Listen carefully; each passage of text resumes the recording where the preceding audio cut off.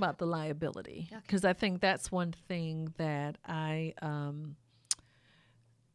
heard about in a class I took several years ago. And this gentleman basically was saying, hey, if you have children over 18, and if you have assets, if you have anything that you're trying to protect, I know it's expensive, get that kid off of your insurance, because you do not want to be responsible for them being in some crazy accident where now not only is your child going to get sued, but you are going to be sued too. Can you kind of talk about that? Absolutely. So liability insurance is the part of the insurance policy that you have to have. So before you have anything else, you've got to have liability. Required by law. That's the part that's saying, I am responsible Right. for the accident, and these are my limits. Right. So not to delve all the way into that, though, I only really want to be responsible for myself. If I have an accident, I really just want to be sued because I did the damage. I definitely don't want to be sued because my 21-year-old son or daughter had an accident. She caused an accident.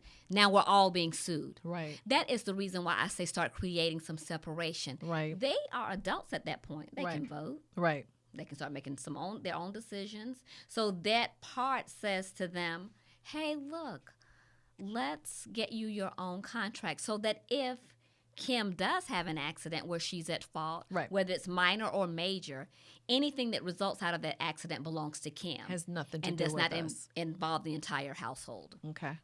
And I think that's really important for parents to understand that if your child gets in an accident and they get sued, that you all are getting sued. Yeah. And are you willing to accept that level of responsibility for something that, of course, that they never even intended to do? Yeah. And I understand the cost of it, but I also understand the cost of not having the separation. And I definitely advise that for people, too, who have significant assets. Absolutely. I would absolutely consider that for sure. You want to protect what your family's built. And I know we're all trying to save money, but I don't think it's worth it. No, it's not, because it's the one thing that could upset your entire life and you're not able to recover from it. Right. And that's when you have to say, okay, that part makes sense. Right. And that goes back to also saying to yourself, what makes sense about getting my kid their first car, either at 16 or 19? Okay. So if I do start to create separation when they're 18 years old, can they still afford the insurance? Okay. Based on the fact that I got them a basic car, a safe car, a reliable car, but one that is not going to break their little pocketbooks while they're working at the local ice cream shop. Right. They can afford to take care of that. Or even if I'm the parent, I'm saying, you got your own policy, but I'm going to change your allowance such that I'll pay your insurance. Right. Or this is my gift to you. I'm paying your premiums for you. Carol, one thing that this conversation just made me think about is this is probably a good time to also know what your coverage limits are. Because I know when my kids started driving, I wanted to make sure that I had the maximum liability coverage, just out of sheer paranoia and fear that if they did something, I did not want anything to come back on us. Right. So do you suggest people, again, do a policy review when they understand what that means if their child gets in an accident and they only have $250,000 of liability coverage and this kid caused an accident and it's $300,000, $400,000 in damages? Absolutely. So the one thing that's amazing to me is that the state's requirements for liability are so low. I know. They're saying, oh, you can have $25,000 for damaging somebody's property. Right. When most brand new cars cost well over $25,000. So you're already behind the 8 ball. Right. And then medical bills. Everybody knows health insurance is just out the roof. Right. So when you get a basic policy, just having basic state liability limits, you are really doing yourself a disservice. Right. Even more so when you've got a young driver that is messing up and has had an accident and really injured somebody. So yeah, definitely do a policy review.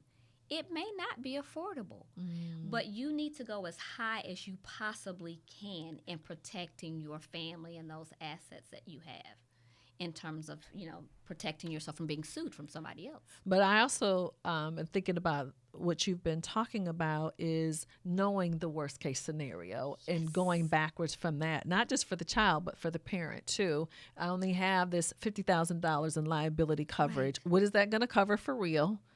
in, today's dollars Right. versus what that accident, the cost of what that accident really is. Absolutely. When you tell people, okay, well, this is what you want. You've got this 2021 Toyota Camry. Right. How much did you pay for that car? Right. Oh, I've got everything on it. It cost me $39,512. Right. Okay, well, that person that's just got the state minimum liability, Right. the same thing you're asking me for, Right. I'm going to give you $25,000. You figure out the rest. You figure out the rest. Then it starts to click. Mm-hmm. If you had your favorite car, what is that? Oh, that car would cost me $75,000. Well, Right. you know good and well at Right. this point, you can no longer just rely on having state minimum liability limits. If you want that at-fault driver to protect you, Right. you protect them as well. Okay. One more question for you. So for all of our teens who are out there driving and they get a ticket, they get in an accident, scared to death to say anything to their parents, what's your advice to them? Tell the whole story. Right. You may be on punishment or on restriction for 2 or 3 weeks, Right. but you're building trust too with your parents. Right. They have gifted you something that costs them money. Right. Go ahead, be upfront about it, and especially where an accident is involved. Right. They need to know all the details so they can make sure that, number one, the claim is reported. Right. Number two, the facts are given just as they should be. But what impact that it can have on everybody all at once, that's the one thing I've told my nephew time and time again. Right. Tell your mama the whole story. Right. It may be painful, Right. but tell her. Yeah. It will help everybody in the long run. So as we begin to wrap up, what tips or advice, your top 3 or 4 things for parents who are trying to navigate this insurance thing with these teen drivers? Have a real conversation with your insurance company, especially your agent. Talk about what the cost is going to look like, Okay. what your plans are for buying the kid a car, Okay. what discounts may apply, what they can do to lower the cost of insurance, and most importantly, what that liability should look like, because that's the one thing that could upset the entire household for a lifetime. And then what advice do you have for that teen driver? Follow your parents' rules, number one. Right.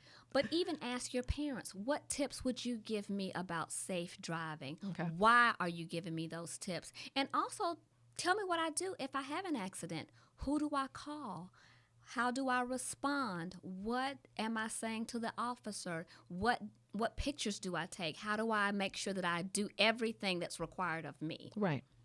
Yeah, and just as a parent who has had 2 children who have been in accidents, nothing real serious, please have a discussion with your agent and please set the rules and boundaries in your household. I have been here and I've had to have Carol talk me off a ledge and talk my husband off of a ledge. Glad he didn't kill my children when they had the accident. But no, with all jokes aside, you definitely want to have full transparency with your agent. So, Carol, thank you. Thank you for I having appreciate me. you. This is a very interesting life scenario to navigate the right way, for sure. So if people want to get in touch with you, how can they reach out to you? You can reach me by going to my website. It's www.cjonesinsurance.com. You'll find me there.